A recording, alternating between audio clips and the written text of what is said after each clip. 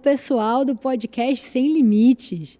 Estamos aqui, eu, Dani Cunha, pastor Renan Lopes, fazendo aqui a nossa 5ª edição, nosso 5º programa, que graças a Deus só temos colhido feedbacks positivos de vocês.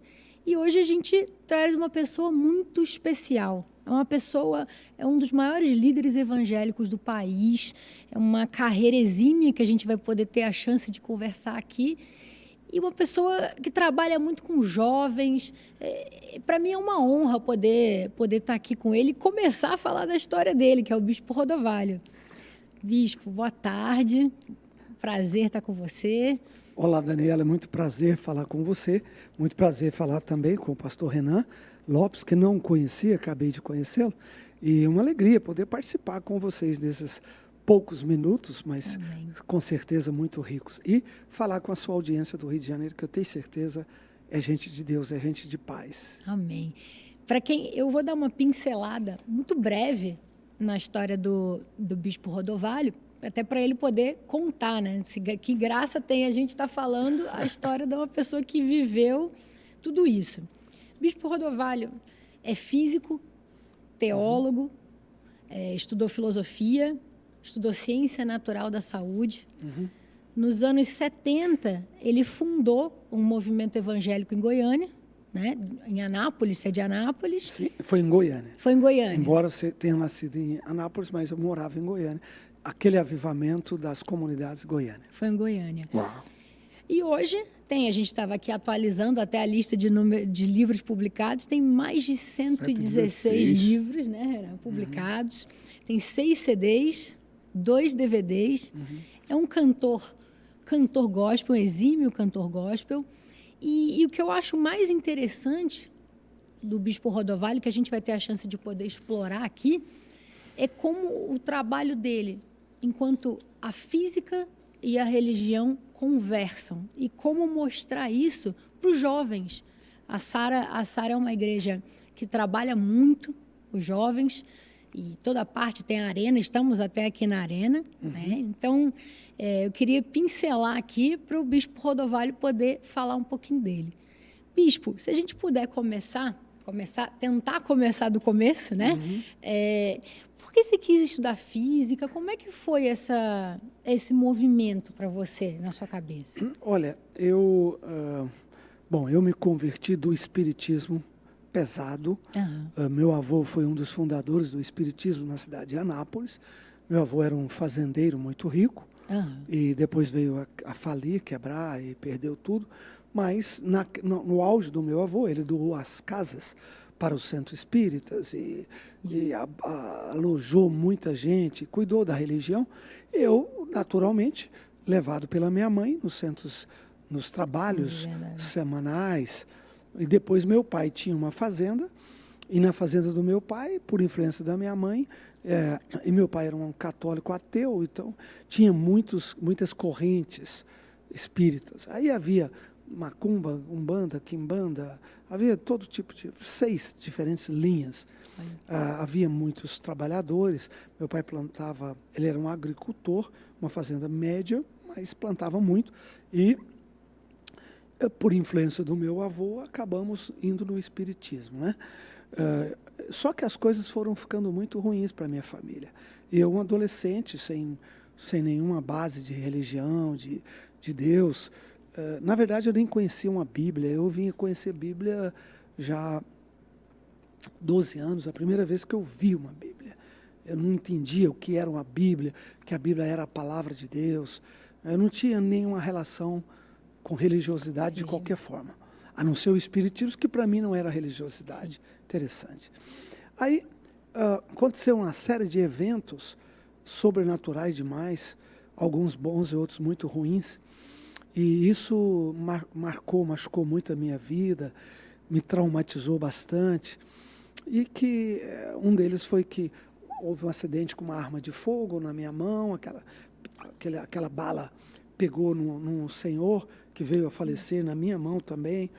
Então, teve muito choque, muita dor, muito conflito. E eu perdido, tentando encontrar algum parâmetro de de vida, de interior, de fé. Na época, eu era parte de uma ganguezinha do mal, a gente usava arma pesada. Alguns amigos meus sequestraram caminhões de armas que saíam de Belém, Brasília. Então, eu vim de uma história, de um período muito conturbado. E, no meio disso tudo, eu me tornei amigo do filho de um pastor presbiteriano que me convidou a ir para um acampamento. Uau. E aí, nesse acampamento, aí que eu entendi o que era uma Bíblia, o que era um pastor, o que era uma pregação.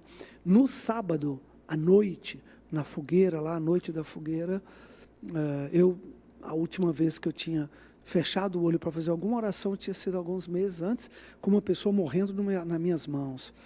Então, foi muito traumatizante, que ali eu me tornei muito duro depois daquele evento. E ali eu oro, o pastor faz um desafio, se eu não queria fazer uma oração e falar com Deus, desafiar Deus. Se ele existisse, que ele apresentasse para mim, que ele me tirasse daquela noite escura, daquela turbulência que eu vivia com arma, droga e gente louca e tal. Eu fiz essa oração e nada aconteceu no primeiro momento. Fiquei sozinho na beirada da fogueira, meus amigos foram, o culto acabou, todos saíram, só eu fiquei. Quando foi mais ou menos 1h15 depois, eu só ali pensando, eu comecei a chorar, convulsivamente. E eu chorei 7 horas. 7 horas eu só chorava e eu tive uma êxtase, uma visão, e nessa visão eu vi Jesus, um cara que nunca ouviu falar de Jesus, sim, nunca vi nem imagem, quase na igreja, era o máximo que eu tinha visto, não conhecia o que é a Bíblia, parece que eu ouvi todo o Evangelho de Mateus, não vou falar todo, mas o Evangelho de Mateus, do capítulo 20 em diante, uma voz passava para mim aquilo, e ali aquela êxtase, eu não dormia à noite, eu só chorei. No outro dia, definitivamente eu era uma nova pessoa. Eu não dormia, alguém me bateu no ombro, era umas 7 horas da manhã, e falou, já que você ficou aqui a noite inteira? Acho que eu fiquei, né? Eu olhei e falei, acho que eu fiquei aqui, eu não fui para lugar nenhum. E aí todo mundo a turma ficou todo mundo muito chocado. Disseram que eu tive um surto, o primeiro diagnóstico, e que provavelmente eu não estava bem e tal. Mas eu falei, não, eu estou super legal. Só que eu era outra pessoa. O ódio, a ira, a raiva, né, a mágoa, tudo que existia foi embora. Por um passo de mágica, foi embora. E a única coisa que eles me perguntavam e eu conseguia responder era: eu encontrei Jesus. Eita, só isso, eu não sei, eu não consigo falar nada para vocês a não ser: eu encontrei Jesus Cristo. Ele apareceu para mim a noite inteira. Aí que eles falaram que eu estava surtado mesmo, né? Aí que a galera, você surtou de vez. Agora, né? E aí eu pego uma Bíblia e começo a ler e nunca mais parei. Tive muita libertação, eu era muito endemoniado, tinha muitas manifestações em mim, enfim. Mas teve uma trajetória inteira. Qual a idade do senhor, assim, mais ou menos, nesse período? Não, eu tinha nessa experiência eu tinha 15 anos. 15 anos. 15 Uau. Anos, já com uma história de vida tão dura, né?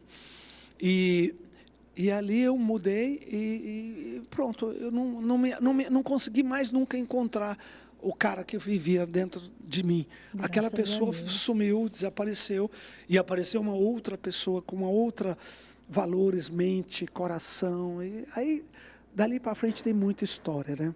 Eu sempre fui um aluno meio privilegiado, aí me discipularam em seguida um pastor que era o líder da Mocidade para Cristo, o acampamento era da MPC, me discipulou, e no discipulado ele me ensinou a ganhar almas para Jesus e orar. Cada momento de intervalo das aulas, eu fechava os olhos, botava a cabeça na carteira e orava, sei lá, um bom tempo ali. E assim eu fui ganhando meus amigos para Jesus, que eles viram quem eu era antes, quem eu era depois. Foi um choque para a sociedade que convivia comigo. E aí eu fui falando de um amor de Deus, e todos aqueles meus amigos foram se convertendo. Eu ia perguntar isso agora, se você conseguiu que o seu entorno ali... Todos. Olha, Todos se tornaram pastores. Vários ainda são pastores e bispos da Sara hoje. Uau. Vários. Uau. Isso estou falando em coisa de 50 anos atrás. Foi na década de 70, 50 anos atrás. E o tanto de pastores na presbiteriana, na metodista, na batista, porque aí a Mocidade para Cristo era interdenominacional. E com o passar do tempo eu meio que me tornei o líder do Centro-Oeste. A base da MPC era Belo Horizonte, o acampamento lá, uma sede muito bonita lá. E ali eu me tornei o líder da Mocidade para Cristo no Centro-Oeste.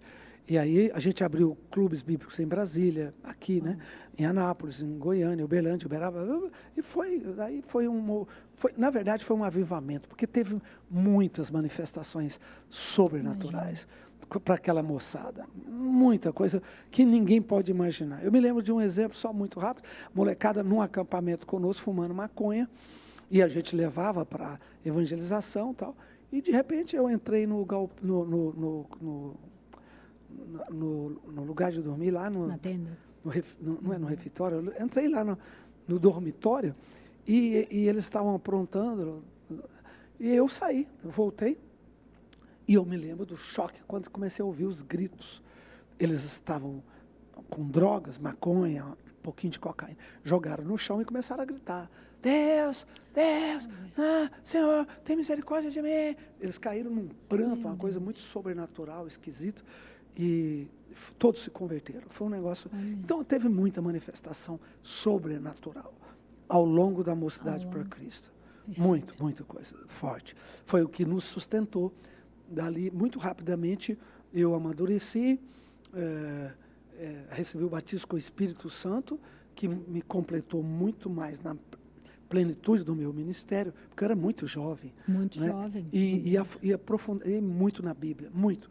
Como eu não tinha muito socorro, eu mergulhava na palavra mesmo. E lia a Bíblia várias vezes por ano. E lia livros após livros, né?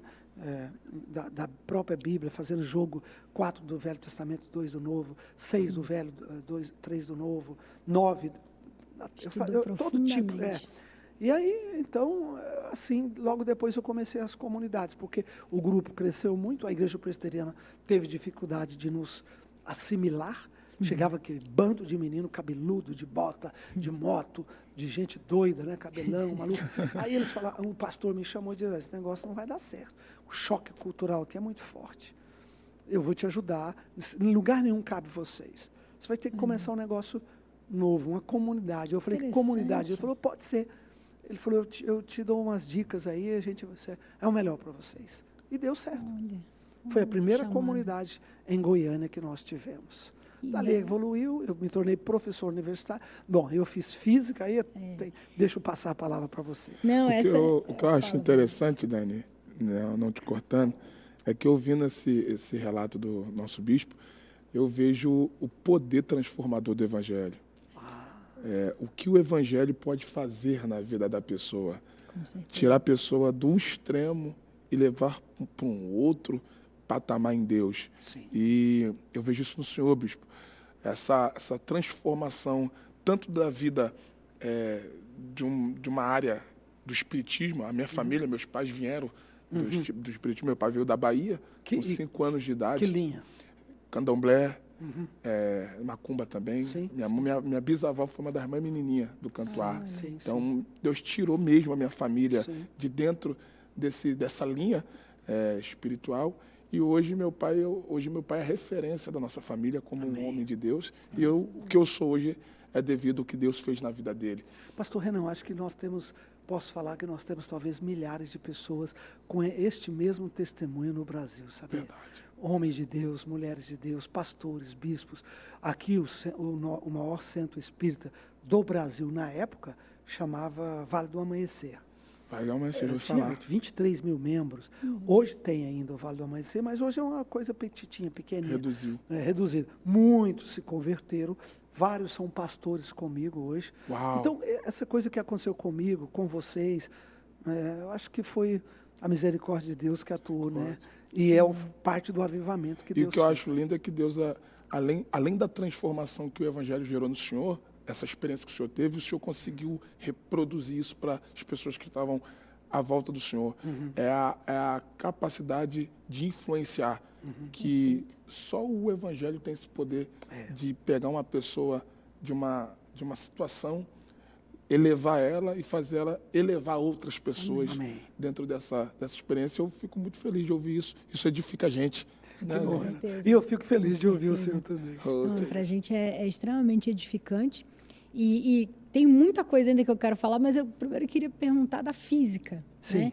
O senhor tem muitos livros publicados e estudou física e deu aula de física, certo? Na Universidade de Goiânia. Sim. O senhor pode falar assim, como foi esse encontro com Jesus? Foi uma coisa linda, muito clara. E como foi essa correlação com a física? Como se despertou esse interesse? Por quê? Bom, eu sempre, mesmo nos períodos mais difíceis, eu mantive a escola, o colégio. Meu pai, eu matava meu pai se eu saísse do colégio. Então, meu pai fazia muita questão. E eu tinha uma facilidade muito grande, né? Um dom, um dom para exatas.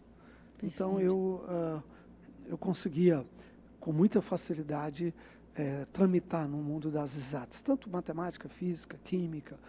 E aí quando terminei o 2º grau, e aí eu tive que tomar uma decisão. Meu pai queria muito que eu fizesse medicina, mas o curso de medicina era muito longo. E eu já estava com muito discípulo, eu já tinha movimento grande, inclusive das comunidades. Eu já tinha, inclusive, saído da Mocidade para Cristo por causa do batismo com o Espírito Santo. Uau. E aí eu conheci um pastor chinês, não sei se vocês já ouviram falar do Watmani. O Watmani foi o maior líder, o maior líder da China do século passado. A China foi um país muito sofrido e muito evangelizado pelos missionários no século 17, 18 e 19. E o Watmani foi fruto do movimento missionário americano, inglês. E ele tornou um grande líder. E ele fez uma revolução conceitual sobre o que é a igreja, a eclésia. O conceito dele da igreja foi um conceito que ajudou muito a força da igreja local, a base da unidade da igreja. Você pode ter diferentes nomes, denominações, mas a igreja é uma só, ela é o corpo vivo de Cristo. Isso tudo é Watmani. Ele é o maior pensador do século passado, do ponto de vista da igreja. E aí eu estudei muito Watmani, estava estudando por causa eu estava com uma comunidade na mão, eu queria buscar um caminho novo de uma igreja, onde eu pudesse levar meus amigos cabeludos. As músicas não podia ser um livrinho que ninguém conseguia entender a frase, o que significava o português, né? Ó fulgor de Alcantis, amplitude celeste. O que é isso? Eu cantava isso num hino muito bonito, mas eu não entendia nada o que era aquele fulgor de Alcantis, amplitude celeste. O que é isso? Porque meus amigos, ninguém entendia nada. Então, eu sentia, precisa de uma coisa nova, de uma igreja nova. E na época não tinha. Ou era muito pentecostal, ou era muito tradicional. Não tinha quase nada. 2 extremos. Não tinha o equilíbrio. Não tinha. Renan, o que você vive hoje, comunidade, essas coisas, isso é tudo coisa nova da nossa geração. Sim. Da nossa geração. Então, e aí eu comecei a buscar. E aí eu fiquei sabendo que tinha alguns discípulos do Watmani no Brasil dando palestras. Eu fui em São Paulo. Peguei um ônibus, saí de Goiânia, fui em São Paulo. E conheci um professor de física, discípulo dele, um gênio na matemática. O cara, quando ele abria a Bíblia, falou sobre numerologia bíblica, gamátria, que hoje é uma coisa que eu entendo bastante, mas na época eu fiquei assim, extasiado. E aí eu fui muito atraído pela forma de pensar, pelos conceitos. E ele era um professor da Universidade da Califórnia. Ele era um doutor em física nuclear. Então foi um impacto para mim. Eu pensei, poxa, eu posso ser tudo. Aí conversei muito com ele e ele me incentivou bastante. Não, você tem que fazer isso, cara, sua cabeça. Aí eu falei, acho que Deus quer isso para mim mesmo. Aí eu orei e Deus me confirmou e eu descobri que o curso tinha só 3 anos e eu já podia, logo fazendo o curso, eu já podia dar aula nos cursinhos, porque eu sempre fui também um bom professor. Tinha vagas, tinha convite, com isso eu tinha grana, podia sustentar a minha mulher, casado. quer dizer, não ia pesar a igreja, Claro. então cabia, o projeto era perfeito, e 3 aninhos só. Para mim foi, Deus um dia me deu uma palavra numa madrugada, confirmou aquilo e eu fiz física. No curso eu tive muito combate com muitos professores, porque eles tornaram materialista e a ciência necessariamente ela não conduz para isso. A ciência, por ciência, ela é apenas análise, né, do mundo que nós conhecemos, né? Ela não entra no abstratismo, ela não entra no relativismo, ela não entra na metafísica, ela trabalha o mundo físico. Então, ela não consegue explicar os porquês, nem as razões da existência, mas como o universo funciona. Toda a forma com que o maquinário do universo, o que é um átomo, o que é uma molécula, o que é uma substância, o que são, né, as famílias subatômicas. Então, aí eu comecei e quanto mais eu estudava e amadurecia no curso, mais eu via a mesma linguagem de Deus na ciência.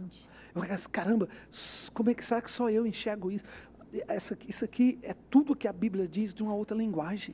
A linguagem da matemática, a linguagem de só eu. Uau. E aí parecia que eu era um ET, né?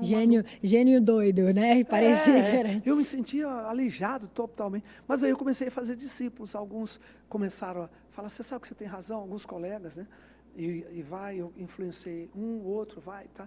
Enfim, no final formei, me tornei professor e fui ganhando respeito nessa convergência que ciência e fé, elas se complementam, elas não se contradizem. São universos, domínios diferentes, que somam, que apenas têm a maneira diferente de percepção de ver a existência e o universo. E no final das contas, Dani, ninguém sabe de nada, sabe por quê? Porque nós só sabemos, tudo que nós sabemos no universo, tudo. Agora nós temos aqui grandes telescópios, o James Webb, que foi enviado agora, abriu, chegou no ponto do limite da nossa galáxia e abriu como um guarda-chuva e está mandando fotos da origem do Big Bang nosso, fotos que estão começando a chegar agora, com tudo, com as estações espaciais que nós temos, nós temos a Curiosity andando em Marte, tirando foto e fazendo análise de substâncias, mandando para cá, ao vivo, Jesus. Nós só conhecemos 4% de tudo que existe. 96% nós somos completamente ignorantes. Então, não sabemos nada. Entendeu? Somando a ciência, somando a fé, somando o conhecimento ancestral, né, a sabedoria ancestral, somando tudo, 4%, quer dizer, nós não conhecemos nada. O universo é um oceano de mistérios. Energia escura, não se sabe nada sobre ela. Né, matéria escura, não se sabe nada sobre, só sabe que existe. E é a única explicação plausível que nós temos dentro de uma teoria chamada modelo padrão.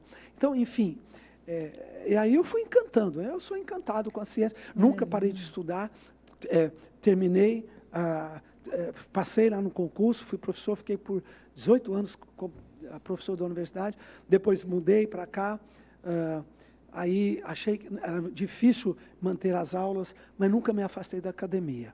E aí criamos o nosso Instituto Raiá de Ciência e Espiritualidade, e começamos a nossa conferência anual de ciência e espiritualidade, ciência e fé. Trouxe grandes cientistas do mundo. Hoje eu tenho esse trabalho, a Bíblia Científica, está aqui com o professor Shiroide, que foi meu orientador no meu doutorado sobre quântica, teoria quântica e espiritualidade. Porque aí é um outro capítulo, é pesado, não é simples, mas é uma bomba atômica. Conceitual, é uma bomba atômica. O que eu acho assim, mais fenomenal disso é que vai de desencontro às crenças, né? Então, você pega a pessoa que tem um lado mais científico, se considera menos crente. E a pessoa que é crente, normalmente, ela não considera, porque ela também coloca tudo como desígnio de Deus, ela não faz a correlação. Então, eu acho isso extremamente interessante, porque vai contra uma corrente e, ao mesmo tempo, tem uma explicação e mostra como elas se cruzam. Isso pois não, só uma colocação. Pasteur, grande cientista, disse uma frase muito importante. A pouca ciência te afasta de Deus, a muita ciência te aproxima de Deus. Uau. Então, quando se encontra alguém que tem alguma dificuldade, é porque ele está vendo a ciência do ponto de vista de uma forma muito superficial. Ele está olhando apenas a matemática básica, simples. Não é? Quanto mais nós aprofundamos, por exemplo, conceitualmente a teoria quântica, até hoje não é ensinada no 2º grau no Brasil. Aliás, ela está ausente dos livros didáticos. Uma coisa que eu já até reclamei como ministro, meus amigos, que eu acho isso uma desonestidade.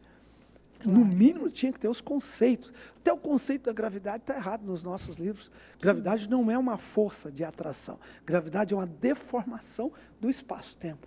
Então, são coisas pesadas que tem que ser na academia, né? Mas, enfim, eu sou apaixonado e quanto mais eu estudo, quanto mais eu mergulho, quanto mais eu olho a Bíblia no original, porque o Schroeder, o professor Schroeder, meu orientador, ele é judeu, foi do MIT, aposentou-se como professor, né?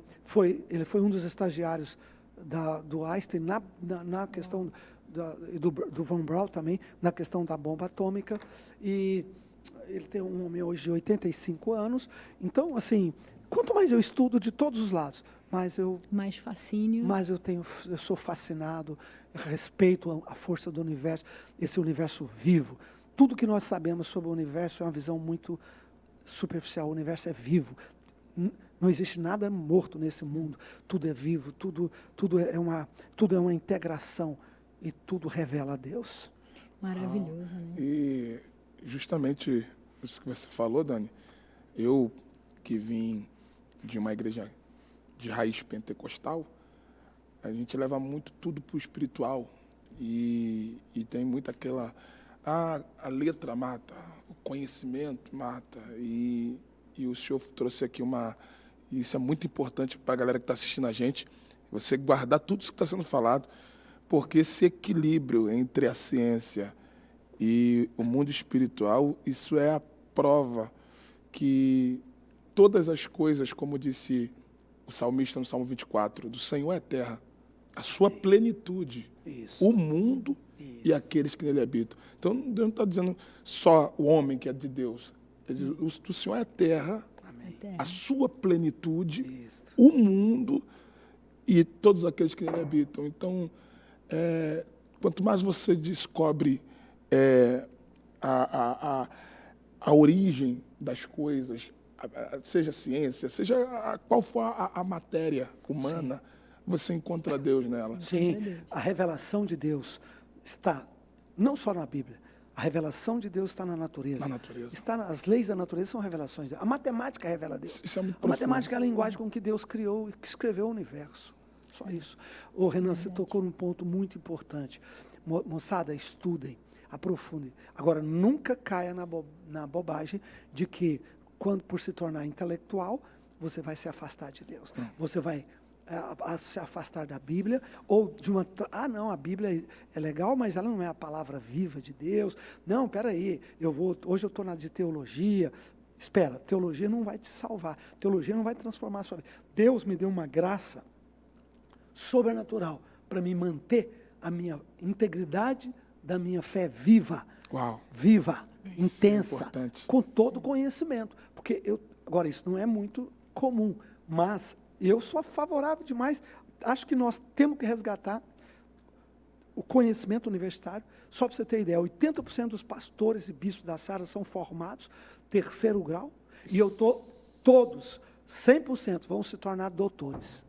Uau. 100% vão se tornar isso docs é muito relevante. E pós-doc.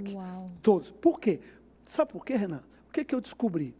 Uma parte da sociedade hoje não quer o discurso, o diálogo religioso.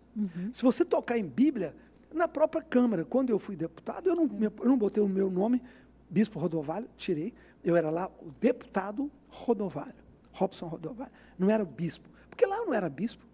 Eu estava com a unção de bispo, eu sou bispo da minha igreja. Lá eu era um deputado. Uau!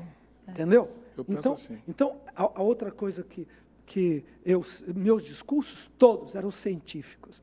Eu nunca abordei um diálogo pelo lado religioso. A Bíblia diz, a Bíblia é importante para quem crê nela e quem não crê nela. E um muçulmano, por exemplo, e um budista, quer dizer que eu não tenho capacidade de conversar com essas sociedades? Quer dizer que eu estou fechado num gueto dentro do nosso universo de dialogar somente? Então, Verdade. quando você entra, né, duas coisas que fala com todo mundo, a ciência e o esporte. Sim. Neymar, Jesus salva o mundo inteiro. Aquilo ali, ele evangelizou Acabou. sem... Por quê? Porque o esporte, ainda mais o futebol. Todo mundo Eu sou então apaixonado. fala com todo mundo, não é? Agora, Concordo com o senhor. é importante, sim, temos que aprofundar, né, buscar a Deus. Jesus disse assim, olha, bem simples, bem direto, Renan. Jesus disse assim, errais para os fariseus. Por quê? Porque vocês não conhecem o poder de Deus e nem as Escrituras. Poder de Deus somos nós, penteca, reteté, cadelinha de fogo. Manda fogo, meu Deus. Essa linguagem você conhece bem, né? Você conhece, essa linguagem eu conheço. Essa é sua, né, Renato? Né, Dani? Esse treme, que é o fogo, sempre treme. O fogo cai É que toda o povo gosta. É Toda sexta, sexta-feira. nós estamos Sexta-feira, que hora? Onde? a gente está fazendo em várias cidades, né, do Rio de Está Janeiro. levando a vigília para o estado todo. A gente vai a madrugada inteira, até 5 da manhã. Então, ali o fogo desce mesmo. fogo pega. Poder de Deus. Isso é bom. Porque a experiência é que muda a gente. O que tirou a droga da minha vida? Não foi uma intelectualidade, não foi um sermão. Foi o poder. Quando Deus veio comigo com poder, aquela coisa esquisita, aquele fogo, aquela ola de fogo, aquela bola de fogo que falava comigo, ali eu tremia, ali eu saí de mim. Não tinha como eu falar que aquilo não era real. Jesus falando comigo. Então foi poder. Poder. Todas as vezes que eu precisei na minha vida, foi o poder de Deus. E olha que eu jejuava muito, orava muito, buscava muito, e Deus me deu a graça, a misericórdia de conhecer o poder dele. Ao ponto, em algumas experiências que eu pensava que eu ia morrer. Fisicamente eu não tinha mais capacidade física para suportar uma onda de energia que estava dentro de mim. Meu Deus. Isso foi em outras situações, 3 dias, 2 dias e pouco desacordado ali, tremendo, negócio É sobrenatural. um mistério de Deus. Aí, por outro lado, Jesus fala, errais não conhecendo o poder. Quer dizer, existe poder e o poder está disponível. Errais não conhecendo o poder. Quer dizer, o poder existia, mas eles não conheciam. Eles não tinham experimentado. E errais não conhecendo as Escrituras. O poder não anula as Escrituras. As Escrituras não anulam o poder. Elas se somam, ela dá racionalidade, ela dá maturidade. As Escrituras dão maturidade para o poder. Ela modula o poder. Uau. Ela faz com que o poder torne inteligível, aceitável. Né? Pensa, todo mundo tem... Nós estamos aqui nesse estúdio, luz elétrica para todo lado, power para todo lado, né? Energia acústica, energia elétrica. Por quê? Porque tem uma central de energia elétrica chegando, uma corrente chegando. De onde vem isso? Vem de Furnas, aqui pertinho. Corumbá e Furnas, 2 usinas. Essas usinas, por que elas geram? Elas rodam uma turbina gigante. Quem que roda? Quem que gira essa turbina gigante? Água. Canalizada, organizadinha. Você pega aquela água lá, tira ela daquele leito e põe numa vertical, ela não vai fazer nada, ela vai fazer só um dilúvio, um meio dilúvio, nos campos, em tudo. Mas ela não vai produzir nada. Quando você concentra, ela produz. Uau. Então, a Bíblia é a sabedoria de Deus. Quer dizer, quando nós estudamos as Escrituras e não deixamos que a Escritura anule o poder de Deus, mantenha a humildade, mantenha a sua integridade, mantenha a sua santidade diante do Senhor, porque não existe nada que nos justifique aceitarmos distorções, pecados, perder a santidade, perder a humildade, perder a dependência de Deus, nada nesse mundo. Especialmente nós que viemos de um mundo de tantas trevas, como nós conhecemos, o outro lado. Então, ensina teus discípulos, conheça o poder de Deus, mergulha nele, mas também conheça a Bíblia em profundidade. Senão a pessoa vai falar, isso aqui é coisa de gente ignorante. Eu cansei de ouvir, o Evangelho era para gente ignorante, só para gente humilde, pobre. Eu falei, tá bom. E hoje, acabou isso. O Evangelho hoje está nos tops, né? Nós temos grandes doutores, grandes pensadores, grandes políticos, nós temos grandes músicos, enfim. Aliás, hoje a vertente evangélica, gospel, ela regimenta, ela movimenta. Olha os nossos eventos lotados, bilhetados. Então, enfim, É uma grande forma de manifestação. Não é? E o que eu acho mais fascinante, assim, se eu estava falando, uma palavra que me chamou a atenção, que de certa forma é o que a gente explora aqui, né? Que é a palavra poder. E o poder no sentido de poder ajudar, de poder fazer, de poder dar mais. Sim. Então, eu queria, assim, antes de pincelar rapidamente com esse poder e essa transformação, o Bispo Senhor fundou a Sara, o grande fundador da Sara Nossa Terra. Hoje, a Sara, ela está no país inteiro, correto? E fora do país também. Sim. Então, essa transformação de ter tido essa oportunidade, tanto no estudo, quanto no aspecto, né, de religioso, da fé e da crença, elas te levaram com um poder de ajudar muito mais gente. Sim.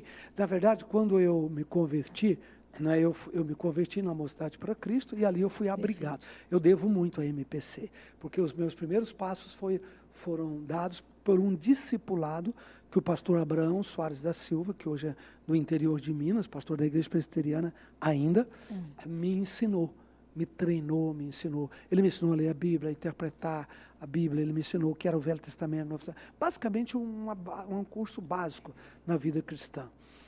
Lá eu fiquei nos acampamentos, eu ganhei meus amigos para Jesus. Lá eu fui treinado os primeiros passos de liderança. E eu fiquei naquele contexto até que o crescimento trouxe o conflito com a igreja tradicional, onde eu estava, e aí nós tivemos que construir uma saída. Foi aí que o pastor Jairo Gonçalves, que era o pastor de Goiânia, me ajudou e nós começamos as comunidades. Então, foi passo por passo. A primeira comunidade era uma comunidade de jovem, né, pequena e tal, só que ninguém segurava aquela fé, né? Ninguém segurava aquela efervescência. Jovens de outras cidades ouviam falar, queriam estar conosco e tal. Então, aquela coisa foi crescendo e a gente, quando viu, tínhamos comunidades no Brasil todo. As comunidades eram igrejas informais, jovens, e eram muito boas do ponto de vista espiritual, mas deixavam a desejar muito no administrativo. Perfeito. Porque aí tinha muito conflito, como não tinha uma autoridade forte, cada um era uma hierarquia, cada um fazia o que queria, o Renan deve estar passando isso.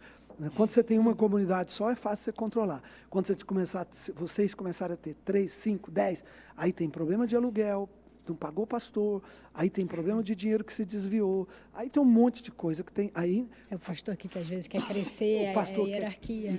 Que não aceita hierarquia. Justamente, o senhor, não cortando o senhor, é uma coisa que eu falo muito para as pessoas que se aproximam de mim. A igreja, ela não é só um organismo espiritual. Ela é um organismo espiritual, mas ela também é uma organização religiosa. Total. Então, como organização, ela precisa ser gerida. Bem, um bom estatuto, bons advogados, bons administradores. E foi aí que eu fiz a transição das comunidades para a Sara Nossa Terra. Uau. 70 comunidades me acompanharam, eram 130, 70 me acompanharam, algumas outras ficaram com César Augusto, que era pastor comigo na época.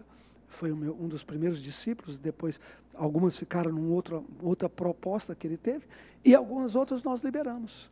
E aí eu comecei a Sara Nossa Terra em 2004, em Brasília, com essa nova proposta. E hoje, Brasil inteiro, não é, mais de 1.500 igrejas.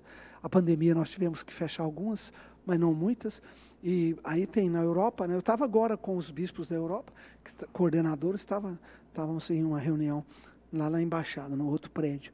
Então, na Europa, cumprindo o chamado do nosso Senhor Jesus Cristo. E é o que você diz, quando você recebe poder, você é empoderado. Mas para quê?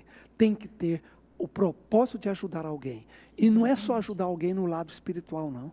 É lado espiritual, é lado financeiro, é lado da política, é em todas as áreas. Ai de nós, se nós não tivermos representantes dessa visão espiritual, dessa visão de Deus em todas as áreas. E hoje, Dani, especialmente na política. Com certeza. Verdade. Esse assunto da política é um assunto muito importante e eu queria, antes de lhe perguntar da política, você falou muito das células e da arena. Da arena, na verdade, eu queria que você explicasse o conceito da arena, mas mais do que isso, o senhor fez tudo isso muito jovem e sempre conseguiu carregar, provavelmente pela forma que começou, o não ser compreendido. E conseguir, assim, ninguém vai me aceitar, então eu vou trilhar um caminho em que nós sejamos aceitos e eu vou passar isso adiante. E o espírito que permeia muito a Sara desde sempre é o espírito jovem em geral, né? Não só de falar com a juventude, mas de ser jovem. E eu queria te perguntar, assim, o que o senhor acha que tem mudado? Porque o discurso mudou muito com o tempo. Antigamente, você tinha muitos veículos e meios limitantes.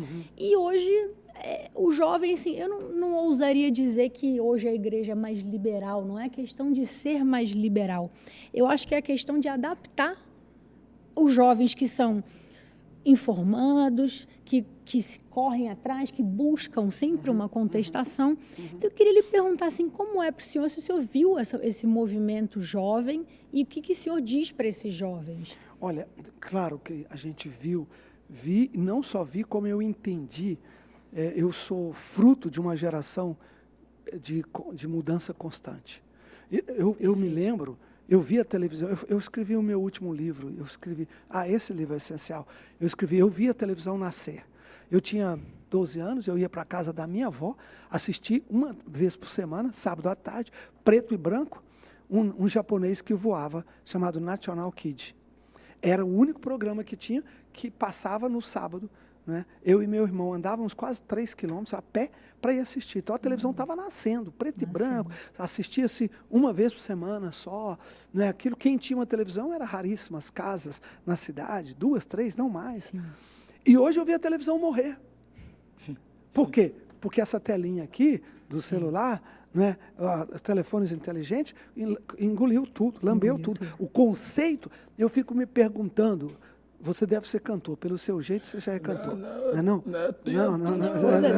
A esposa dele que tem esse... Ela é sinistra.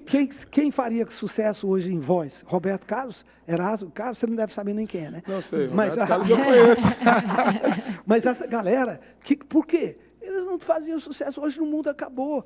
Por quê? Porque o mundo são tribos. Verdade. Que eu nem conheço. Chega um menino para assistir o culto conosco esses dias lá, um assessor meu falou, fulano, tá aí, sabe o que é? Não, nunca ouvi falar. Mesmo, esse cara tem avião, esse cara é isso, é aquilo. Que ele é um DJ, cara. Eu falei, DJ. Só vi que era um DJ por causa dos cordões que estavam no peito. Balançando.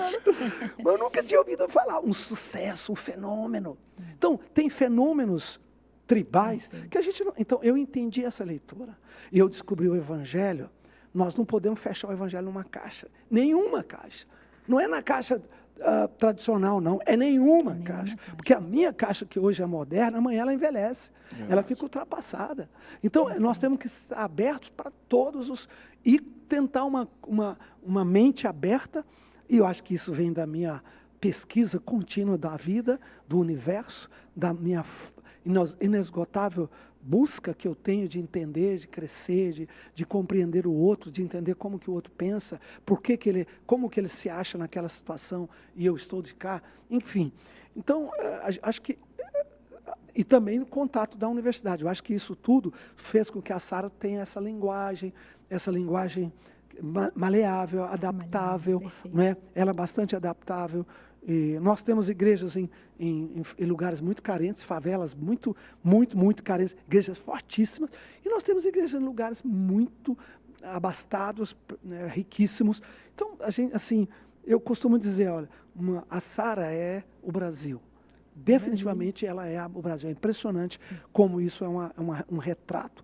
Agora, acredito que a gente tem que manter essa mente aberta, essa busca. Hoje, essas garotadas, eu vou falar garotada de 40 anos para baixo, não sabem o que é como nós vivemos, o que era uma linha. Porque hoje, todas as igrejas hoje são comunidades. Até as presbiterianas mais tradicionais hoje. Tem um louvor, acabou, se tem um hino, tem um ou dois só, o hinário está ali, mas raramente se usa. Todos têm instrumentos musicais, na época eu tive embates homéricos por causa de um instrumento musical, que não fosse um órgão, um teclado. Não podia ter uma bateria, não podia ter nada? Não podia nada. Então, quer dizer, o mundo mudou com uma velocidade tão grande, e eu acho que meu neto hoje é líder. não é nem só os filhos, um neto já. E é líder de uma equipe muito grande, ele tem 15 anos, 16 anos agora. E tem com ele uma equipe de, sei lá, 60 meninos, apaixonados por Jesus, tal, todo mundo em discipulado. E assim, a gente troca ideia, conversa, discute, e eu fico pensando, meu Deus, que velocidade, para onde estamos indo? Mas não importa, para onde formos, o Evangelho vai. E o Evangelho salva pessoas. E o poder de Deus e as Escrituras é tudo que o homem precisa. Amém. Glória a Deus. Gente, aulas. Muita aula, a gente fica hoje, aqui aulas. praticamente encantado de escutar. E o senhor falou uma palavra muito interessante, porque nós dois, como jovens, a gente sempre tem buscado também olhar para o jovem e entender a mudança. A gente vê em vigília, a gente vê pessoas...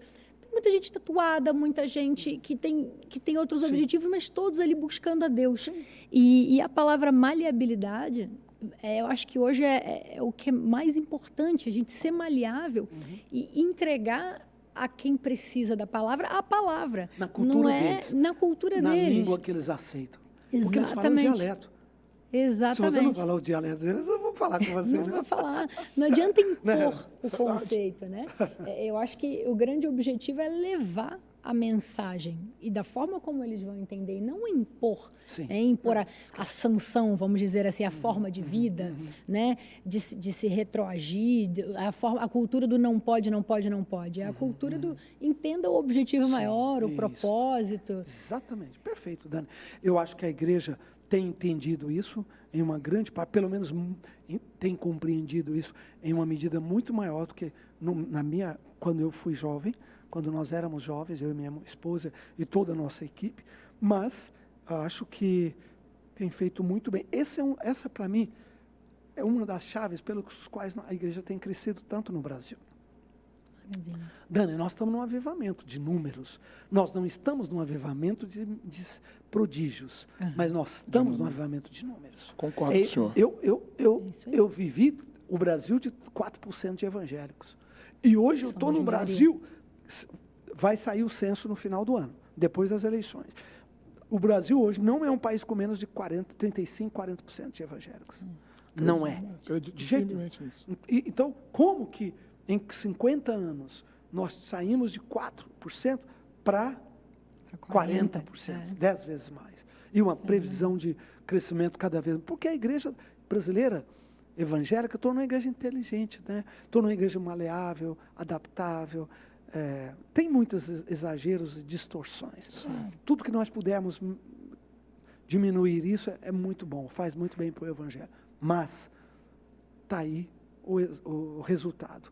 É um povo apaixonado por Jesus, as marchas para Jesus em todos os estados lotadas, todo mundo voluntário, todo mundo vai nos eventos quando, na maior parte das vezes, são bilhetados, eles pagam sua entradinha lá, a sua ofertinha de adesão. É um evento. E, enfim, a igreja evangélica, na nossa geração, tem cumprido a sua missão. Pode ser muito melhor, precisa ser, mas o básico está aí. E a nova geração, Renan, da qual você, a Daniela fazem parte, vocês podem fazer mais, porque vocês estão pegando muita coisa boa, pronta. Na minha época, meu irmão, eu lembro quando eu disse a primeira vez que eu era evangélico num posto de gasolina, para uma cigana que queria ler minha mão. Eu deixei ela ler minha mão. Aí ela falou, aí eu peguei a mão dela e falei, agora eu vou ler sua mão. Ela falava um pouco embolada, agora, moço, vai se ler sua mão, moço. Aí ela leu minha mão, pediu um dinheirinho, eu falei, eu vou te dar. No final, agora, moço, vai ler sua mão. E comecei a ler a mão dela. E aí ela começou a chorar. Moço é bruxo, moço é bruxo, moço é bruxo. Eu falei, não, moço não é bruxo. Moço é pastor evangélico. O que é aí, pastor evangélico? Nunca vi falar. Uau. Ali, naquela mulher, ali a gente abriu uma célula no acampamento deles. Nós ganhamos, sei lá, 200, 300 ciganos para Jesus Cristo. Glória a Deus. Então, assim, ninguém sabia, era uma coisa absolutamente desconhecida. Né? Isso eu estou te falando em 1970 e bolinhas, alguma coisa, 78, 77, 78. Então, hoje, a igreja está em tudo. Não é? Perfeito. Verdade. Inclusive, eu quero deixar aqui registrado, nesse podcast, a minha gratidão ao senhor como um dos maiores líderes evangélicos hoje do nosso país. E a história do senhor já diz muita coisa a respeito disso. Uma pessoa sempre atuante em vários cenários da nossa nação. E eu quero registrar aqui, porque se hoje eu, como um jovem pregador, e muitos outros que estão vindo comigo, e outros que vieram antes, que são de uma geração depois, se hoje a gente bebe alguma água, é porque tem alguém que, como o senhor e muitos outros líderes, que cavaram esse poço, e nós somos gratos. E precisamos manter essa chama acesa. Isso mesmo. E é um dos medos que eu tenho hoje, porque a gente vê uma galera se mandando para uma área, como o senhor disse, tem se perdido no meio da teologia, de outros ensinamentos, e estão esquecendo dessa chama que foi acesa pelo Espírito Santo desde a igreja primitiva. Então, eu quero agradecer e registrar aqui e continuar, que Deus te dê muita saúde e muito vigor para o senhor continuar levando a Sara e levando essa geração junto com o senhor nesse entendimento, né? Não, com certeza. A respeito do Evangelho. Obrigado, Renan.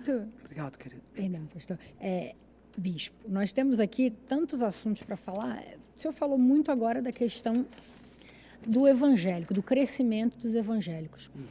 O senhor diria hoje ainda que os evangélicos sofrem preconceito? Há muito. Há muito. Que é isso? Há um preconceito. E parece que está aumentando, né? Parece que está aumentando. Por incrível que pareça. Mas tem preconceitos na elite, que se considera a elite intelectualizada do país. Né? Nós temos muitos preconceitos aí, eu acho, do ponto de vista do judiciário. Nós temos da mídia nem se fala, né? Quando qualquer coisa acontece com o evangelho, a primeira coisa que fala é que ele é pastor, que ele é evangélico. Mas não toca em nenhum... os outros não têm religião. Se é católico, é espírita, não importa. Só importa se é evangélico. O evangélico tem a vírgula escrita ali, né? Como se fosse... pastor, evangélico. Então, quer dizer, só que esse pessoal é um pessoal de cabeça pequena, né? É gente pequena, né?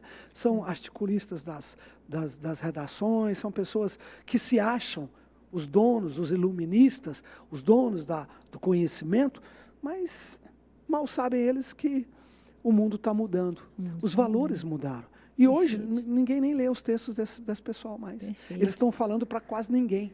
Por quê? Porque a maior parte das pessoas não se deixa manipular. Nós estamos falando com a sociedade brasileira consciente, produtiva, né? Hoje o Brasil é um país, sei lá, é um país produtivo, coaching. O Brasil é um país de mentorização, de gente inteligente. Olha, o Brasil hoje é o celeiro do mundo em alimento. O Brasil tem respostas para muitos. O Brasil está na vanguarda, na frente de muitas áreas no mundo. E, se Deus quiser, nós vamos passar a ser o país mais influente do mundo, em diversas áreas, em diversos sentidos. Graças ao quê? A uma geração que estudou, que está pagando um preço, que está ralando, que acredita na produtividade, né?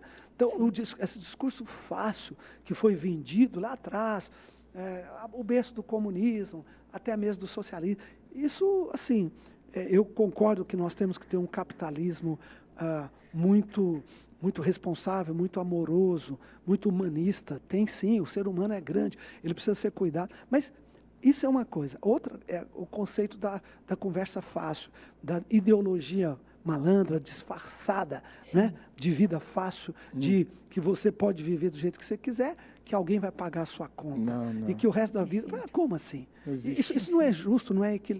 O universo não é assim. O universo não é assim. Então, o Brasil hoje é um país muito bem posicionado ideologicamente falando. Não só ideologia do ponto de vista político, filosófico, mas ideologia do ponto de vista da existência também. Então, e a igreja é parte disso. A igreja, eu me sinto que nós meio que contribuímos de maneira imensa para a formação desta mentalidade evangélica, dessa mentalidade, eu diria, nova mentalidade brasileira. Perfeito. Essa nova mentalidade brasileira, que é a mentalidade que põe verde e amarelo, vai para a rua, que vai falar, né, que vai lutar pelo país, que vai tomar providência das coisas. Essa geração é uma geração dos nossos filhos, que foram formados, né, acreditando que é possível, né, e que não quer viver favor, que quer ter o mérito de produzir para receber. Né? Quer dizer, se alguém precisa, eu vou dar o favor. Se alguém precisa, eu posso. É minha responsabilidade ter o que eu tenho para mim e ajudar a ter um pouquinho para compartilhar com os outros, mas a minha necessidade, minha maior missão é fazer de cada pessoa necessitada hoje uma fonte de abundância amanhã, para ele ter para ele e para ele poder ajudar outros. É aquela história do pão e do peixe, né? Ou da vara e do peixe. Ao invés de dar sempre o peixe, vamos dar a vara, vamos treinar, vamos ensinar, que é a revolução que o Brasil está passando. Aliás, o senhor falou que não tem como a gente não entrar nesse tema, que é como isso também influencia no mundo político hoje. Primeiro, o senhor foi deputado, mas, além disso, um líder também político da nossa nação. E eu queria lhe perguntar, assim, quando o senhor foi parlamentar até hoje, além do preconceito, as dificuldades das nossas pautas de costume, as tentativas constantes em derrubarem o que a gente crê, e como isso se retrata no cenário de hoje político.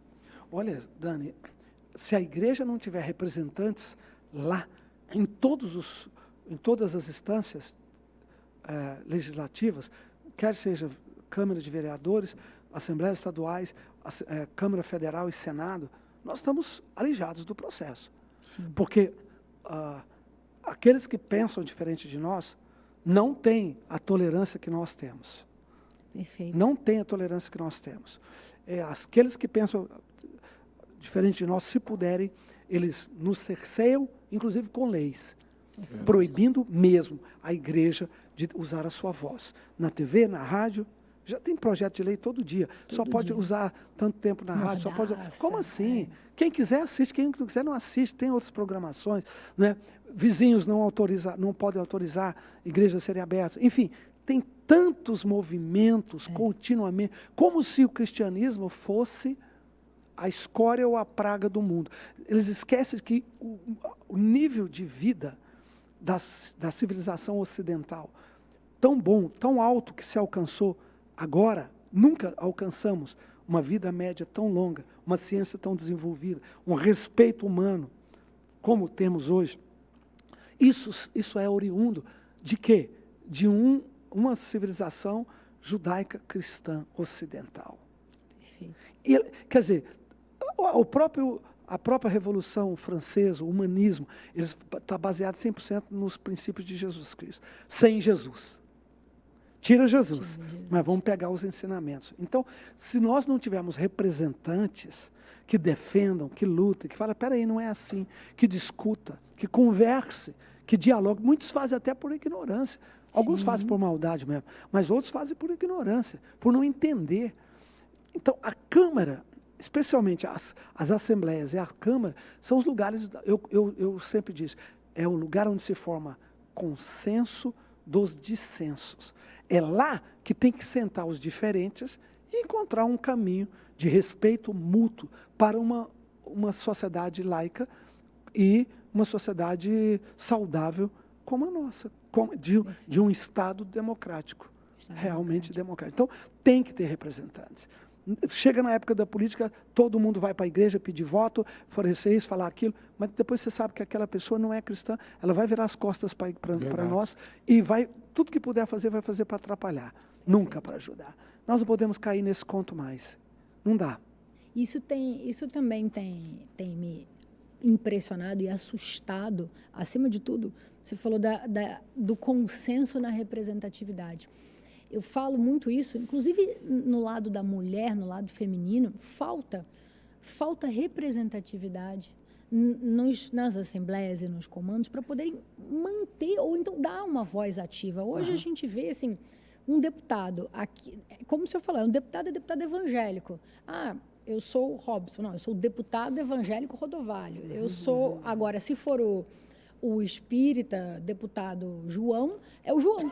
Então, assim, essa singularidade que eles tentam trazer para nós constantemente vem junto com uma tentativa esquerda de tentar nos derrubar. Então, o discurso ele é gritante, ele agride, ele é agressivo. E eu queria lhe perguntar, assim, dentro do cenário político atual, o senhor tem suas posições são sempre muito claras, e o senhor acredita muito no nosso país e no desenvolvimento dele. O que o senhor acha, assim, que hoje que permeia, o que o senhor tem a dizer do cenário, tem eleição acontecendo em breve, e do risco que a gente tem se, porventura, a gente tiver uma esquerda retomando ao poder? Eu acho que já hoje nós temos aí nós temos um quadro, né, o mundo nunca passou uma situação tão difícil, de uma guerra tão severa, e que é capaz de impactar por causa do gás da Rússia, que né, definitivamente parou de fornecer à Europa, e a própria Ucrânia como a base de um país de fornecimento de muita coisa, matéria-prima muito importante. Então, essa guerra é avassaladora, e a pandemia nem se fala.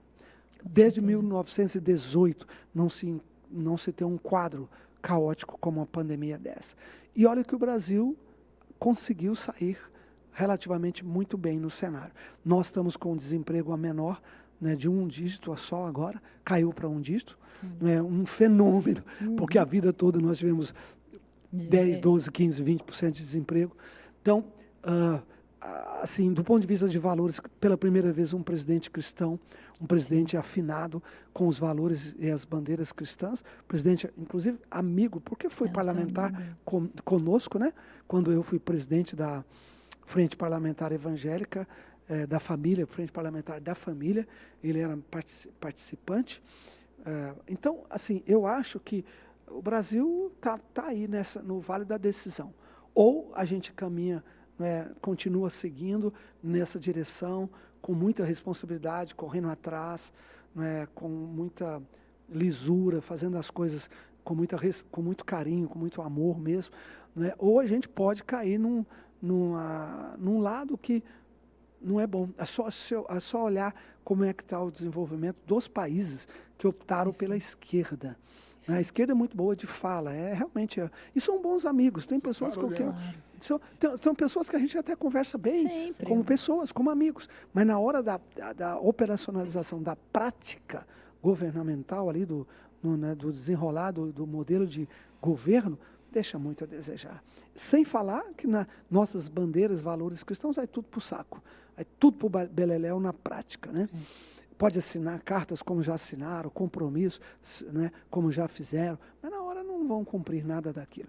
Então, é orar, pedir que a Deus nos ajude e falar com as pessoas que pensem muito antes de votar, que realmente amadureça, pense, porque o Brasil está no vale da decisão. Um momento muito crítico, que se cair no caminho errado, pode ser que a retomada depois de um abismo seja muito mais difícil e muito mais distante. Vivemos isso em tempos recentes, né? Numa dinastia aí praticamente de esquerda, e eu tenho um exemplo muito grande, não querendo nem querendo politizar. A forma como eles faziam chegava a ser até sorrateira. Por exemplo, eu lembro de um episódio em que o meu pai ele impediu a legalização do aborto por causa de uma portaria que eles iam pôr no SUS. E assim, do dia para a noite, o aborto ia estar no silêncio legalizado.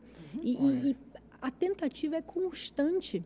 Mais do que legalizar, é incrível pensar que as pessoas aceitam um aborto de uma criança, um feto de 7 meses. Exatamente. Como assim? E acha isso natural. Quer dizer, você corta uma árvore, você é um pecador. Exatamente. Ecológico. Um pecador eterno. Exatamente. Mas você descasca uma árvore. Aqui foi o coitadinho, foi descascar uma árvore para fazer um chá para a mulher que estava com febre. Foi para a cana. Entendeu? Então, assim, o cara nem sabia que aquilo era proibido, a pessoa humilde. Agora, assassinar uma criança de 7 meses é normal. Como assim? Como, Jeová, Jesus? Então, assim, a gente está nesse mundo, né, de ideias tão díspares, tão distantes, e temos que ter muita paciência, porque é assim que nós convivemos, né? Mas é triste, é muito triste. É muito triste. E a gente volta a bater na tecla que o senhor já falou aqui sobre a falta do conhecimento. Perfeito. Sim. Por exemplo, a igreja evangélica no Brasil, por muitos anos, principalmente as tradicionais, diziam que tudo era do diabo, né? A televisão era do diabo, a Coca-Cola era do diabo, a praia era do diabo, o cinema era do diabo, política era do diabo, jogar bola era do diabo, deram tudo pro diabo e, na verdade, não é achou nada bom, hein? dele. Né? Ficou com tudo. Ficou nada, tudo, não tinha a nada de gente, repente. a gente não podia fazer nada. Só que, graças a Deus, eu acredito que pelo trabalho também dos senhores que antecederam isso, como o doutor Eduardo, o senhor e outros que passaram e passam, estão lá no cenário político, que trouxeram para nós esse entendimento, a necessidade, a importância, principalmente da igreja, estar de fato ativa nas questões políticas do nosso país, para que, de fato, esses princípios que vêm contra a palavra de Deus, porque os princípios são imutáveis, né? Não tem acordo. Se é princípio, não pode ser quebrado, não pode ser violado. Então, de fato, nós precisamos que Deus levante mais homens e que a igreja continue se conscientizando. Acredito que hoje está bem melhor do que antes. O povo já entendeu, o senhor falou da Marcha para Jesus. Só agora, em setembro, eu prego em 2 marchas para Jesus. Aonde? Em setembro. Prego uma em Jardim Primavera, em Duque de Caxias, e outra em Paciência, no Rio de Janeiro. Sim. Então, a gente... Maravilha. O povo entendeu, o povo está na rua, principalmente o povo de Deus. Sim. E a gente precisa tomar o nosso espaço, tomar o nosso território, Perfeito. que é de direito, né, meu bispo? E esse povo de Deus também, né, Renan? A gente veio falando isso no caminho para cá, como o povo brasileiro e o povo de Deus, eles são tão aguerridos que eles buscam a constância de se reinventar. E a nós aqui, voltando na questão... falando sobre isso, né? A gente veio falando sobre isso. E a questão da palavra poder e como a gente pode tocar a vida das pessoas. O senhor é um grande mentor para mim. Eu tive a chance de falar isso, contar essa história para o Bispo Francisco, contei a história para o Renan, mas eu queria repetir para os nossos ouvintes. Em 2017, mais ou menos, eu procurei o senhor para conversar de cenário de questões políticas. E o senhor virou para mim e falou assim: Dani, qual é o seu projeto? Você tem um projeto? Eu fiquei com aquilo na minha cabeça e eu pensando, nossa, como é diferente, como a lógica é diferente, como a gente tem um poder, através também dos projetos, de tocar vidas. E o senhor, aí eu falei para o senhor, eu gostaria de trabalhar com mães ou mulheres que estejam grávidas para que elas não abortem, e mães que tenham filhos e estejam desempregadas, não consigam retomar o mercado de trabalho, não tem com quem deixar um filho, para que elas também não desistam. E dali nasceu o meu conceito, que era o colo de mãe. Colo de mãe? Era colo de mãe que chamava. Hoje ele desenvolveu justamente para o Amor Sem Limites, que é o projeto que eu e o Renan temos em conjunto. Isso. Parabéns, que bonito. Amor Sem Limites. Amor Sem Limites. Explica isso objetivamente. Por que desse tema? Perfeito. O Amor Sem Limites, vou deixar o Renan explicar assim a origem, a vigília chama Unção Sem Limites, o podcast é o podcast Sem Limites, porque o nosso limite é o céu, né? Essa é a nossa lógica. Eu tenho uma música com esse título. Além dos limites. É isso, temos uma música além dos limites. Perfeito. Além dos limites, é isso mesmo. Você conhece, Renan? Não, né? O projeto, quero vou conhecer hoje. A gente vai te mostrar hoje. Né? O projeto Amor Sem Limites, ele nasceu, é fruto de uma visão que Deus me deu. Eu tenho um ministério chamado Amor Sem Limites, que é um ministério como pastor itinerante, que eu prego e vou sempre levando aquela unção de Deus. E dali nasceu outros projetos, como a Vigília, que eu coloquei o nome de Vigília Unção Sem Limites. E qual é a ideia da Vigília Unção Sem Limites? É despertar o jovem, trazer a juventude justamente para aquilo que a gente conversou no começo aqui, para essa chama pentecostal, o poder de Deus, aquele poder que transforma. Eu já cansei de ver, tenho vários testemunhos de jovens que saíram do tráfico e foram numa vigília, e foram batizados com o Espírito Santo, largaram a vida errada. Uau, que e coisa. Curas, milagres. No meio da pandemia, a gente fazia vigília no meio da pandemia, ao vivo, assim, transmissão ao vivo, pessoas sendo curadas de Covid em casa. Então, foram muitas experiências que a gente teve com a vigília. E da vigília foi nascendo outros projetos, e um deles, que é o meu sonho, é o projeto Amor Sem Limites, que é um projeto tanto de evangelização quanto de missões ou de ação social. E eu comecei fazendo dentro de comunidades, levando ali alimentos, cesta básica, dando uma assistência a famílias carentes. Lá no Rio de Janeiro, o senhor sabe disso, tem muitas áreas, muitas comunidades de carentes que vivem, de fato, na linha da miséria. Sim. E a gente foi entrando nesses extremos em muitos lugares que o governo não consegue entrar, que o Estado não consegue entrar. A gente consegue entrar com a palavra, com a ação social. Comecei a fazer cruzadas dentro das comunidades. Cruzada tem o Complexo da Maré, que é o maior complexo de favela do Rio de Janeiro.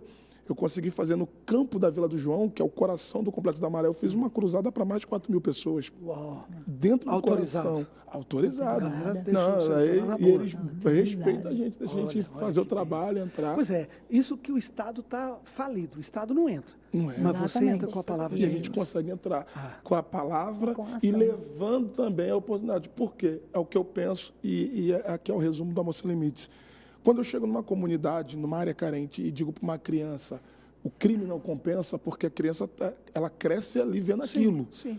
Entre aspas, ali o herói dela tá lá, né? bandido O herói está dela, ali, que paga alguma coisa, faz alguma coisa, só que a gente sabe que é o crime, é uma vida completamente Mas para errada. ela é o herói, né? Só que Ela não para tem ele, a alternativa, criança está é? crescendo naquela influência. Não, pô, ele tem moto, ele tem carro, ele tem mulheres, ele tem dinheiro. Exato. Então, porque dentro da bandidagem, a linguagem é que eles são trabalhadores. Isso. Na mente dele, não, aqui é o nosso trabalho.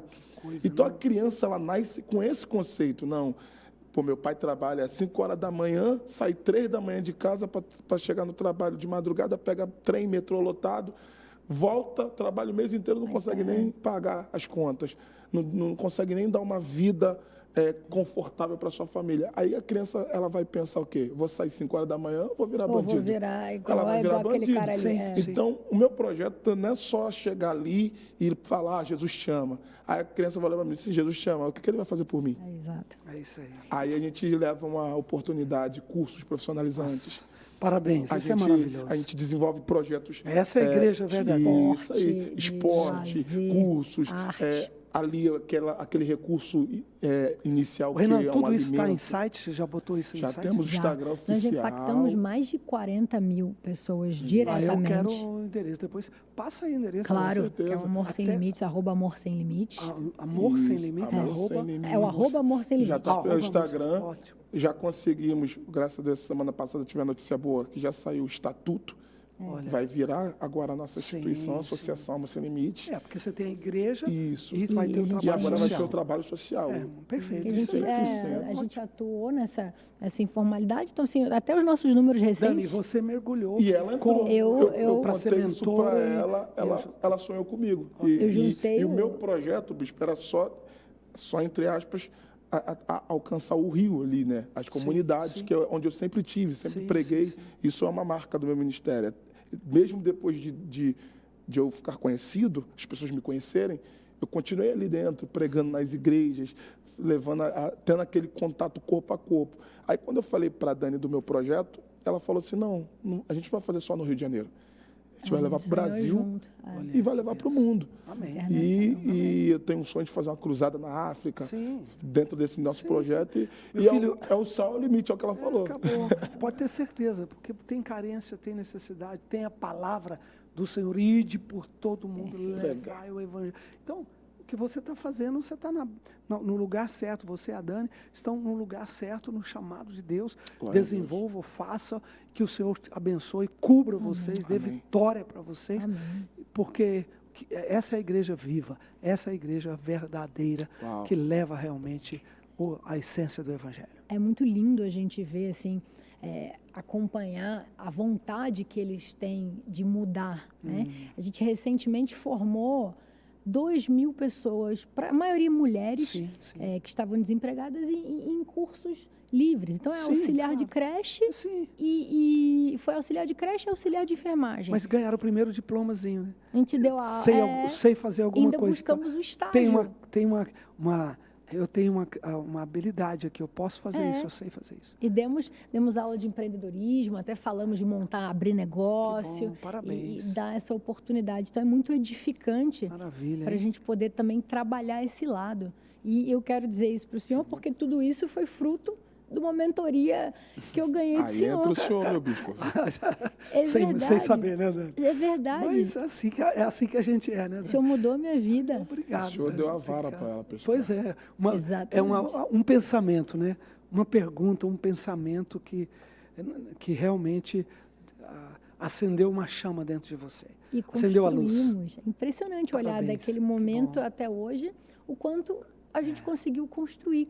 Então, isso eu aí. só tenho a lhe agradecer, não só no lado pessoal, mas Deus também abençoe também. como Que líder. bom, que bom ouvir isso de vocês e ver a sua identidade hoje. Sua Perfeito. identidade, você tem uma identidade, você, o Renan, hoje, identidade social, identidade espiritual. Gente, isso é ouro. Saber o seu propósito, seu desígnio, sua paixão, né, acreditar nisso, investir nisso e ser a resposta para a necessidade, para o grito de milhares de mulheres, de homens carentes e necessitados. Ai, Perfeito. parabéns. Obrigada, Obrigado. graças a Deus.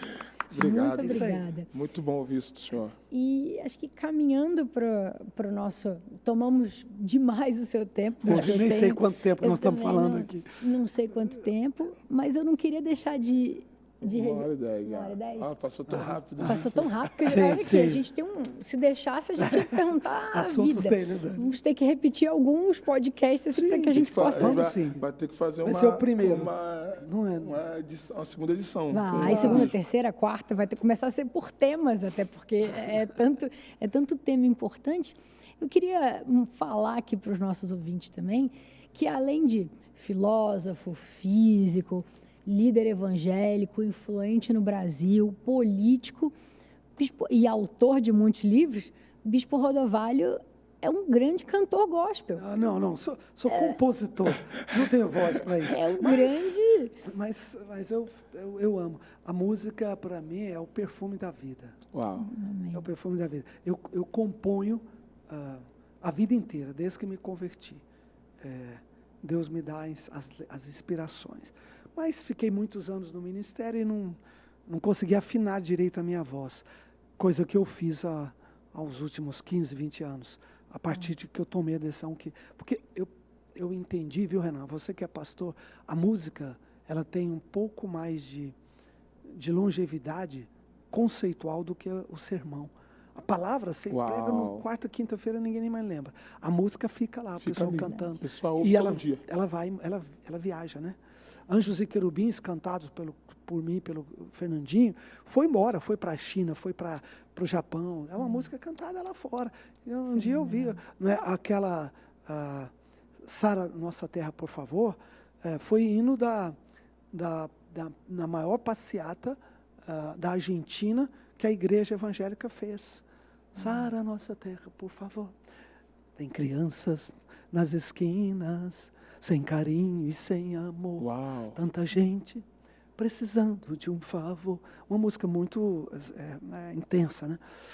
Muito forte. Enfim, então hoje eu acho que eu insisto em cantar porque a gente tem mensagem. E a música é um grande veículo para levar uma mensagem. Basicamente é isso. Acredito. Eu acredito nisso. Eu, uma vez, vou contar essa experiência aqui Eu para estou vocês. falando para você afinar a sua voz e cantar, cara. Não, Tu é mas- jovem e é pastor. Mas de o senhor muita falou gente. isso confirma. Eu senti muito Deus no que o senhor falou, porque eu tinha essa dificuldade comigo de cantar. Eu falava, Vai pro rap.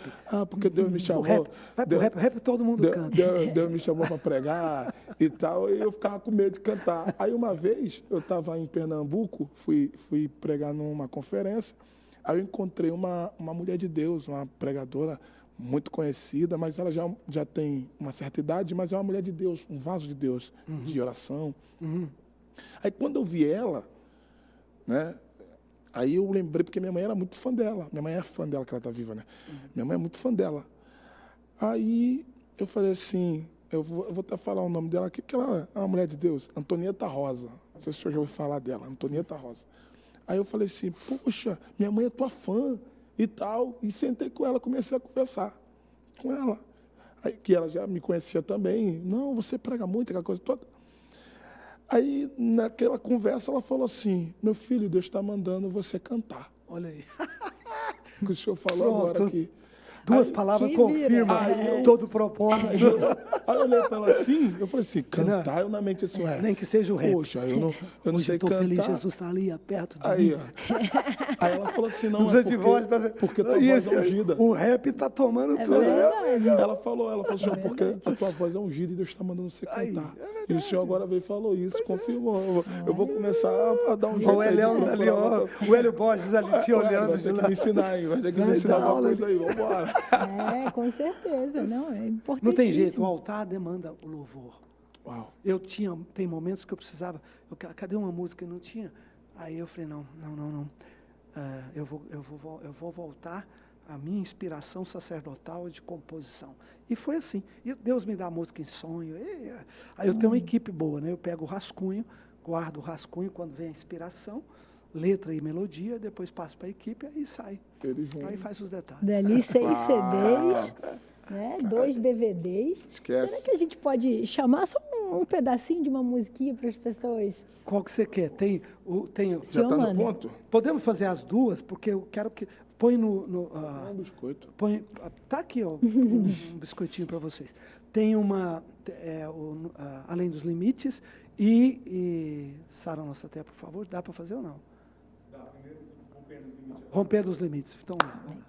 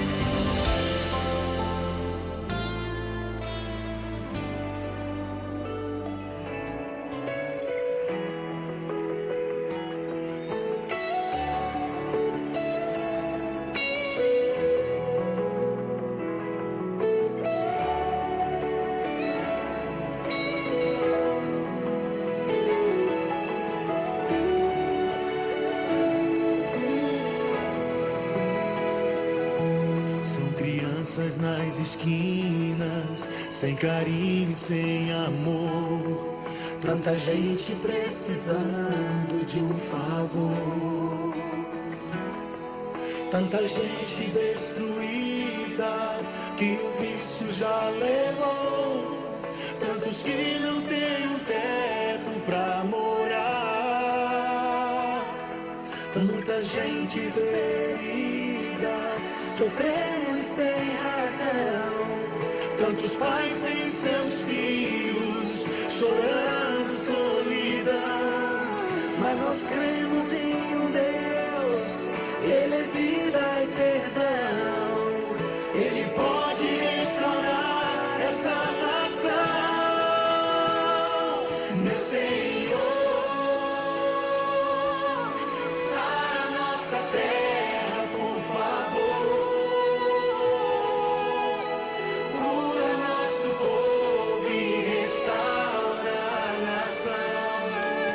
Ensina nossa gente confiar em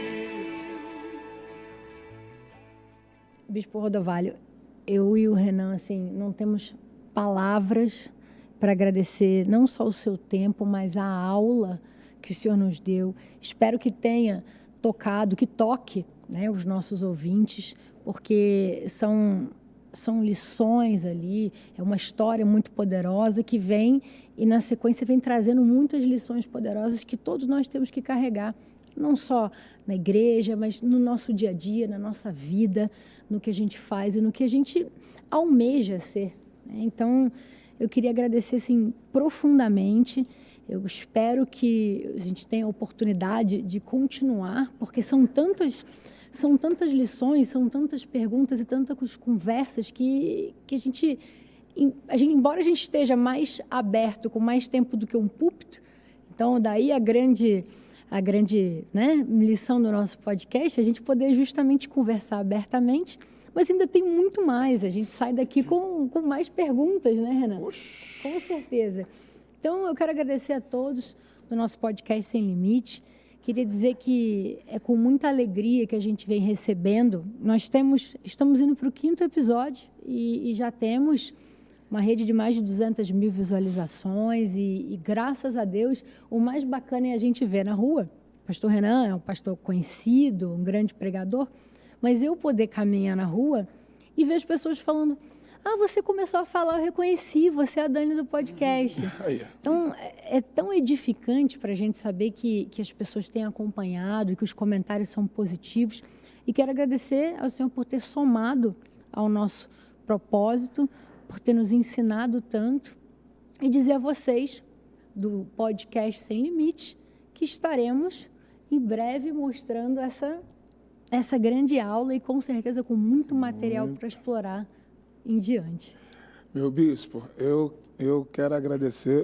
Gente, eu estou saindo daqui hoje enriquecido com tudo que eu ouvi através do bispo Rodovalho, sua vida e sua história. Tivemos aqui hoje uma aula de filosofia, de ciência, física, teologia, política e religião. Gente, eu estou saindo daqui farto. Ainda ganhei autografado, do meu bispo. Olha esse aqui, vocês vão ver eu pregando muita coisa boa aí, com todo esse conteúdo que eu estou recebendo. Meu bispo, que honra.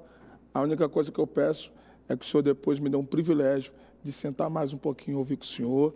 Tá? Vamos ver, né, Dani? Com certeza. Que eu amo ouvir homens de Deus assim, com uma história tão relevante no reino de Deus, e o legado do senhor já tem impactado toda uma geração. Amém. Uma honra, bispo. Obrigado, Renan, querido. Obrigado, Dani. É um prazer estar com vocês, servindo. Sempre que puder, conte comigo. E vá em frente, né, a unção sem limite, vá em frente nesse ministério, porque tem muita gente gritando, passa por aqui, nos ajude. Amém. Eu acredito muito no chamado de Deus para a vida de vocês. Amém. Sucesso, vitória, e vamos lutar pelo Brasil. Amém. Glória a Deus. Vamos embora. Bispo. Podemos encerrar com uma oração? Claro. Não, o senhor tem que nos abençoar e abençoar toda essa galera que está com a gente aí nesse podcast. Isso. Amém. Vamos lá. Amigão, você que está no podcast conosco, se puder, põe a mãozinha no coração, fecha os olhos. Se não puder, está trabalhando, dirigindo, apenas concorde conosco. Pai, graças te damos por esse momento, por este encontro tão gostoso, tão prazeroso, Pai, com a Dani Cunha e também com o pastor Renan Lopes. Que o Espírito do Senhor continue fortalecendo-os, ajudando-os, capacitando, Senhor, para eles irem além, para eles realmente poderem ajudar tanta gente que precisa. No Rio de Janeiro, no Brasil, no mundo, Senhor.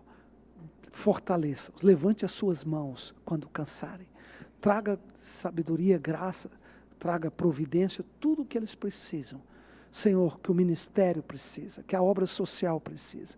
Abençoa nosso Brasil amado e querido, pelo qual oramos e choramos. Cobre essa pátria.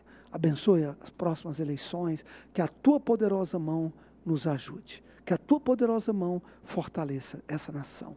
Abençoa nosso presidente, abençoa todos os que estão imbuídos de autoridade nesta nação, em nome do Senhor Jesus Cristo. Amém. Amém. Amém. Glória a Deus. Obrigado. Obrigada, bispo. Até a Sem próxima, palavras para a gente. Queria só lhe dar um presentinho também. Por favor. é uma besteira, mas é para o senhor também lembrar da gente. Aqui. Olha que gracinha, que bom, bonitinho. Uma xícara. Um copo de café. Nossa olha. caneca. Olha. Nosso podcast. Isso aí. Lindo podcast. Vai cair na mesa perfeito, é? Olha, que lindo. Tá vendo aí, gente? Ó, podcast sem limites, ó. Ninguém vai acreditar que não tem nada com a música. Aí, viu? Poderoso. Obrigado. Forte. Gente, estamos Obrigada. chegando ao fim desse 5º encontro com o nosso querido bispo Rodovalho, eu e a minha amiga Dani Cunha. Ó, aproveita, segue aí o Instagram do Podcast Sem Limites, se inscreva no canal do Podcast Sem Limites, siga a minha amiga Dani Cunha Rio, @Dani Dani Cunha Cunha Rio, Rio. Renan Lopes no Instagram. Meu bispo, deixa as suas redes sociais para nós. Arroba Bispo Rodovalho. @Bispo Rodovalho. Ou BP Rodovalho também. Olha aí. Segue esse homem de Deus e continue sendo curado e sarado pela vida e pelo legado do nosso querido bispo. Gente, que top. Que top. Obrigada. Prazer. Um beijo para vocês. Fique com Deus. Tchau, tchau. Tchau, gente.